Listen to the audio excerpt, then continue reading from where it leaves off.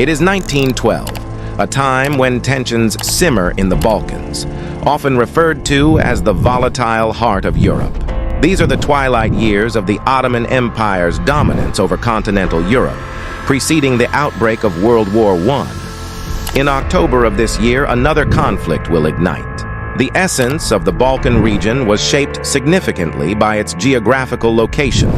Throughout history, it has been recognized as a nexus of diverse cultures and civilizations. Serving as a pivotal link between the Latin and Greek realms of the Roman Empire, it also marked the culmination point for significant migratory waves, including the Bulgars and Slavs.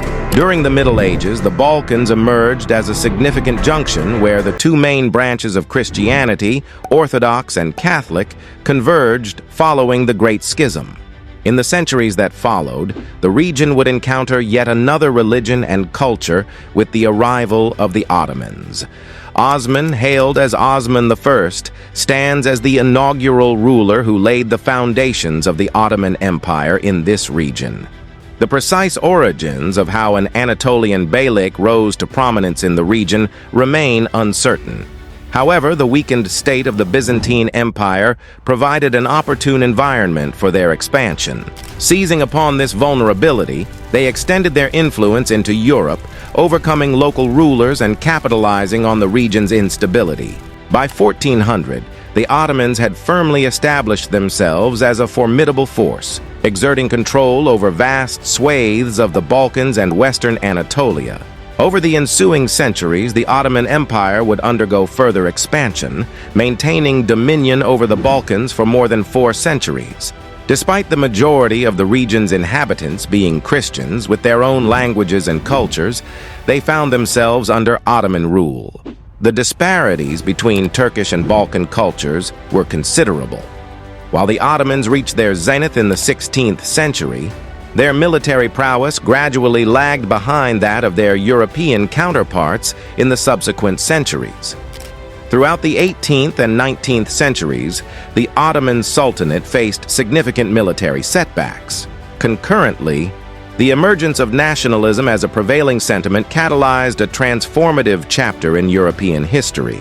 The 19th century witnessed a surge of rebellions across the Balkans, with Serbs, Greeks, Romanians, Bulgarians, and others rising up in various forms of resistance against Ottoman rule. In 1821, the Greeks declared their independence, which was officially recognized in 1830.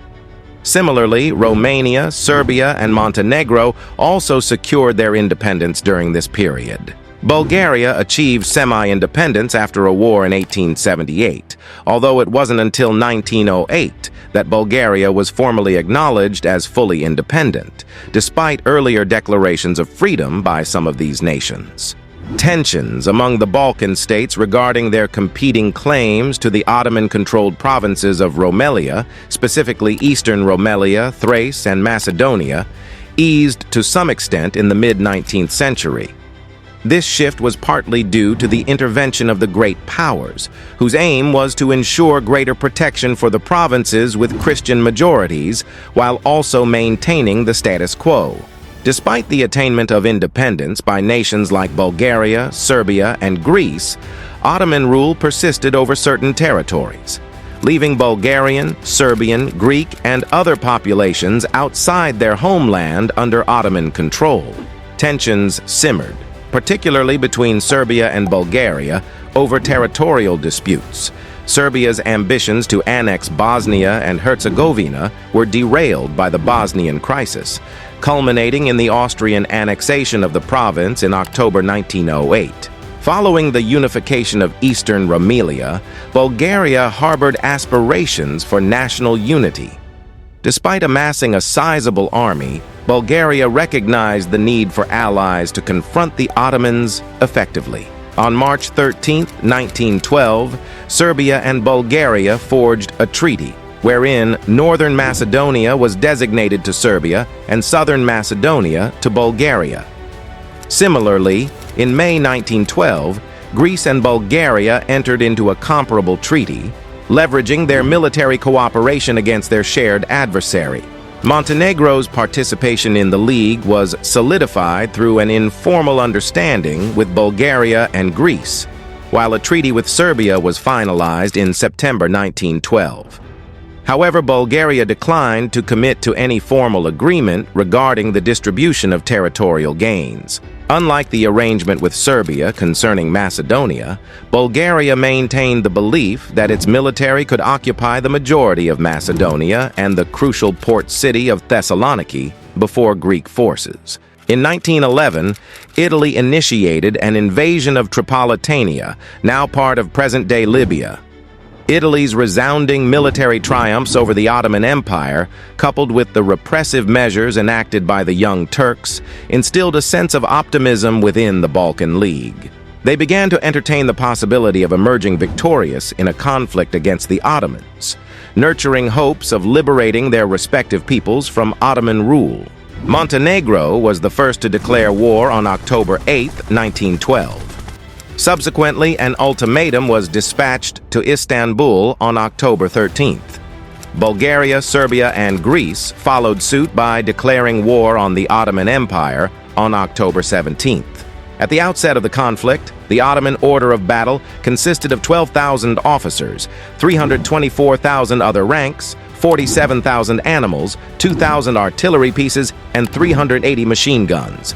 Conversely, Bulgaria mobilized approximately 600,000 men, Serbia around 255,000, Greece around 120,000, and Montenegro around 40,000 soldiers. In the Western Theater, encompassing Sanjak, Serbian, and Montenegrin forces collaborated closely, while Bulgarians and Serbians concentrated their efforts in Macedonia. However, the primary stage of the ensuing conflict unfolded in Thrace. Bulgarian armies directed their focus southward, laying siege to the significant Ottoman stronghold of Adrianople, known as Edirne. This siege held critical importance, as Adrianople had long served as a pivotal city for the Ottomans, with roots tracing back to ancient times, including its prominence during the Byzantine era. The significance of the siege of Adrianople lies deeply in history. Once a prominent Byzantine city in Thrace, Adrianople fell to the Ottomans in the 1360s and served as their capital until the conquest of Constantinople in 1453. The eventual fall of Adrianople, occurring after several months of siege, could be interpreted as a symbolic blow to Ottoman dominance in the Balkan region. Two significant victories were achieved at Kirkkalis and Lule-Burgas. The latter, being the largest battle of the war, proved to be a decisive triumph for the Bulgarians, achieved in a remarkably short span of time.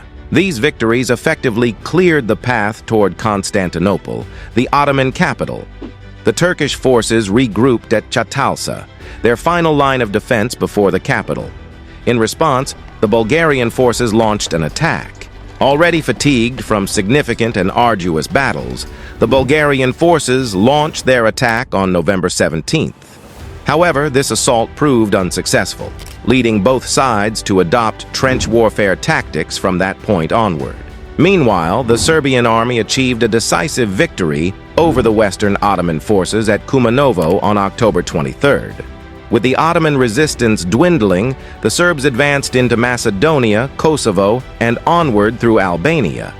By December, they had successfully reached the Adriatic coast, encountering minimal opposition along the way. Despite not boasting the largest army, Greece held a significant advantage as the sole Balkan nation with a substantial navy. This naval prowess proved crucial for the League, enabling them to impede the swift transfer of Ottoman reinforcements from Asia to Europe. The Greek army, capitalizing on this naval support, advanced in two strategic directions. In the Battle of Giannitsa, the Greek armies, under the leadership of Crown Prince Constantine, achieved a significant victory on November 8th. This triumph led to the capture of Thessaloniki, a coveted prize that the Bulgarians had hoped to secure before the Greeks. Upon learning of the Greek success, the Bulgarian High Command swiftly deployed a division from the north toward the city. However, the division arrived a week later after Thessaloniki had already fallen into Greek hands. In the Western Front, the Greek army initially faced overwhelming odds. However, owing to the passive stance of the Ottomans, they managed to push northward, particularly following their victory at the Battle of Bazani. In March 1913, Montenegrin forces advanced into the Sanjak of Novi Pazar and laid siege to the northern Albanian town of Scutari. Although the Ottomans signed an armistice with Bulgaria, Montenegro, and Serbia on December 3rd, Greek military operations persisted. By this juncture, Ottoman rule had been reduced to the besieged towns of Adrianople, Janina, and Scutari, as well as the Gallipoli Peninsula and eastern Thrace, situated behind the Chautauqua lines. Amidst ongoing battles at Adrianople, Scutari, and Janina, an armistice was agreed upon, leading to a peace conference convened in London in December 1912. Concurrently, in the wake of the Ottoman Empire's weakening grip, factions of Albanian nobles, backed by Austria and Italy, proclaimed Albanian independence on November 28, 1912. On January 23, 1913, a coup reinstated a Young Turk government in Constantinople, which was resolute in its decision to prolong the war.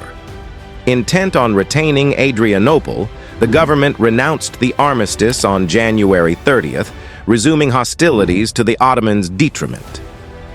Janina succumbed to Greek forces on March the 6th, while Adrianople fell to the Bulgarians on March 26th.